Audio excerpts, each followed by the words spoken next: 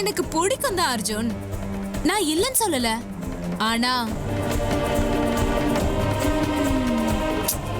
உன்னை விட இந்த சொத்து, இந்த வீடு இதெல்லாம் ரொம்ப பிடிச்சிருக்கு, அவ்வளவுதான்.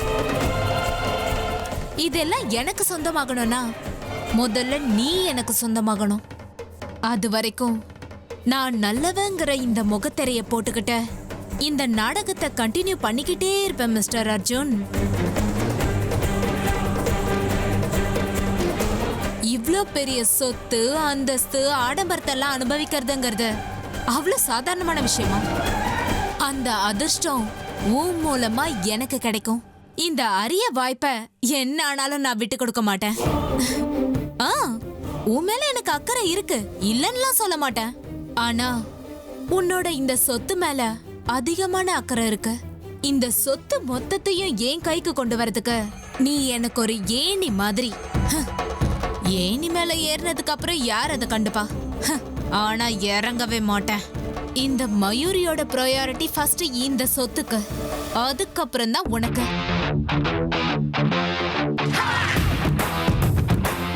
இன்னும் கொஞ்ச நாள் மட்டும்தான், அப்புறம் கல்யாணம் ஆகிடும். அதுக்கப்புறம் நான் ஆட்டி வைக்கிறவ, நீங்க எல்லாரும் என் தாளத்துக்கு ஏத்த மாதிரி ஆட போறவங்க.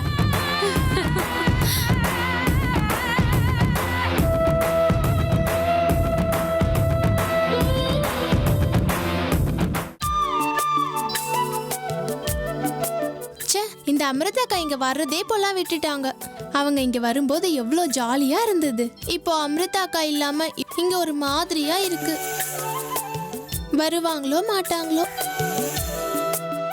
அமிர்தாக்காவை பார்க்கணும்னு இன்னைக்கு ரொம்ப ஆசையா இருக்கு. அக்கா, எங்கக்கா இருக்கீங்க? என்ன ஒரு வாட்டி வந்து பாருங்களேன். வாங்கக்கா.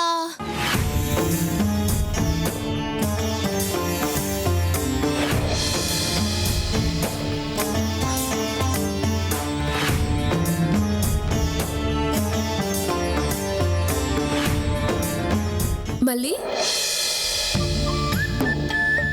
அக்கா நீங்களா? இதெல்லாம் நிஜம்தானா? அக்கா,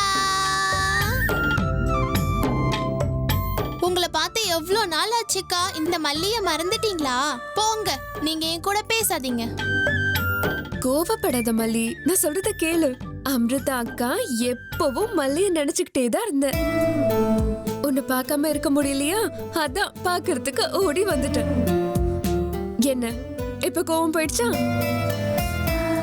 எங்க எனக்கு கொஞ்சம் பூ கொடுக்கலாம்ல? வாங்க.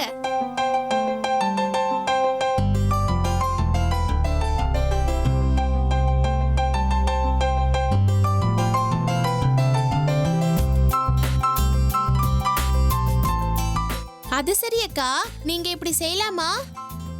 நான் என்ன செஞ்சேன் மல்லி? பாவம் தெரியுமா அர்ஜுன் அண்ணா, அவங்கள நீங்க இப்படி வெறுப்பேத்தலாம்.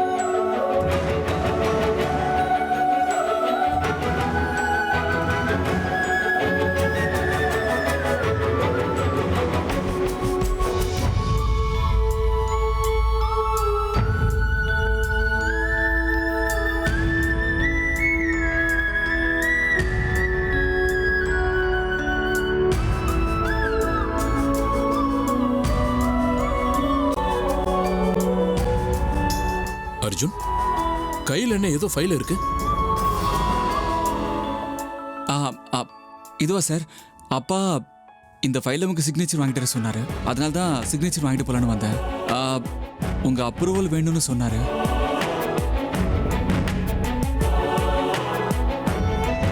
ஏன் அப்ரூவல் எப்பவுமே இருக்கும். ஆனா என்னை விட உங்க அப்பாவோட அப்ரூவல் தான் ரொம்ப முக்கியம். என்ன இருந்தாலும் பார்ட்னர்ஸ் இல்லையா?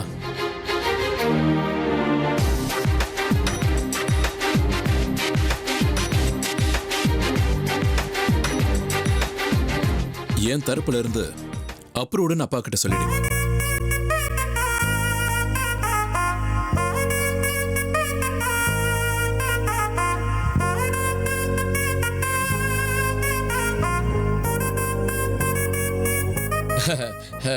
என்னப்பா அர்ஜுன், கல்யாண ஏற்பாடுலாம் எப்படி நடக்குது? பொண்ணோட பேர் என்னன்னு சொன்ன? ஓ, மயூரி இல்லையா? Very good name. ரொம்ப நல்ல பேர்னு விக்ரம் சொல்லிட்டு இருந்தான். ஷாப்பிங்லாம் எப்படி போயிட்டு இருக்கு?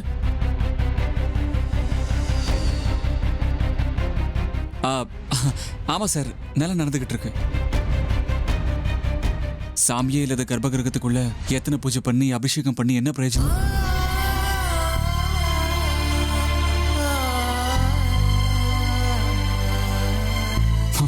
எந்த பிரயோஜனமும் இல்லை. அர்ஜுன், நீ இப்போ என்ன சொன்ன? ஒன்றும் இல்லை மேடம்.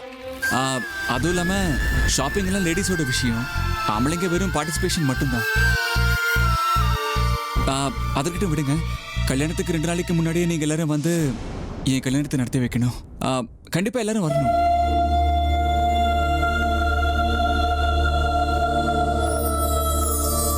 எங்க அமிர்தா, நீங்களும் வரணுங்க.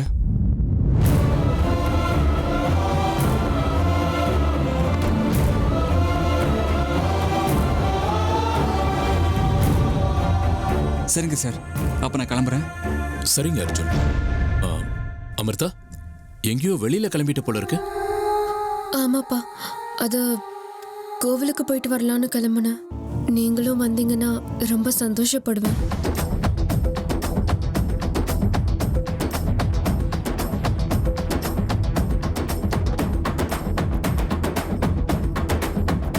ஓஹோ, அமிர்தா மறைமுகமா எனக்கு தான் சொல்றாங்களோ? நேரடியா இப்ப சொல்ல முடியாதுல்ல. அவங்க அப்பாக்கு சொல்ற மாதிரி சொல்றாங்க. கோவிலுக்கு வா, மீட் பண்ணலான்னு சொல்றாங்க போல இருக்கு. ஆனா எதுக்காக சொல்றாங்க? கோவிலுக்கா? எந்த கோவில்மா? அதான்ப்பா, நீங்க எப்பவும் போவீங்களே அங்க. அதான் உங்களுக்கு ரொம்ப பிடிச்ச கோவில், அங்கதான். நான் கிளம்புறேன்.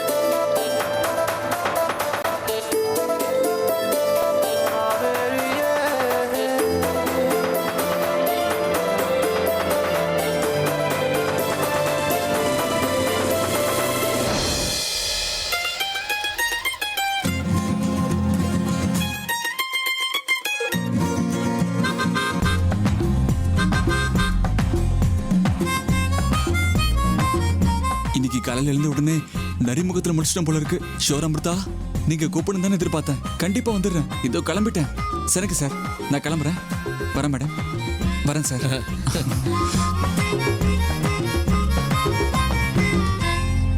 சரோஜா, ஒரு நிமிஷம். அவ சொல்ற மாதிரி எந்த கோவிலும் இல்லையே. அமிர்தா எங்க போறா? ஏங்க, நீங்க கொஞ்சம் சும்மா இருக்கீங்களா? இதெல்லாம் உங்களுக்கு புரியாது. உங்களுக்கு வயசாயிடுச்சு. உள்ள வாங்க. இல்ல சரோஜா, உள்ள வாங்க, நான் சொல்றேன். டே அர்ஜுன் பையா, உனக்கு அறிவே கிடையாதா? அந்த பாம்பு பொண்ணோட காதல் விளையாட்டு விளையாட போற. அந்த பாம்பு ஏதோ மாஸ்டர் பிளான் போட்ட மாதிரி தெரியுது. ஓ மூலமா அதுக்கு ஏதோ பெரிய காரியம் நடக்கணும் போல இருக்கு.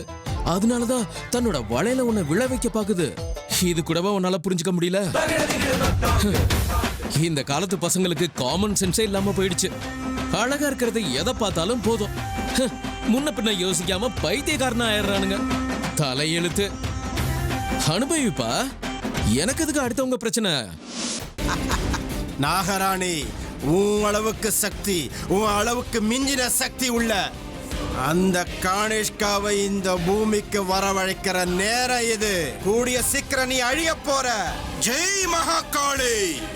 இங்க பாருங்க, உங்ககிட்ட பேசுறதுக்கு ஒரே ஒரு வாய்ப்பு கொடுங்க ப்ளீஸ் அர்ஜுன். இவ்வளவு நாள் உங்க பின்னாடி நாய் மாதிரி சுத்திக்கிட்டு இருந்தேன். அடி கூட வாங்கினேன். ஆனா எனக்கு என்ன கிடைச்சது? வெறும் நிராசையும் அவமானமும் தானே. அப்படி இல்ல, நான் செஞ்ச தப்பு எனக்கு புரிஞ்சிடுச்சு.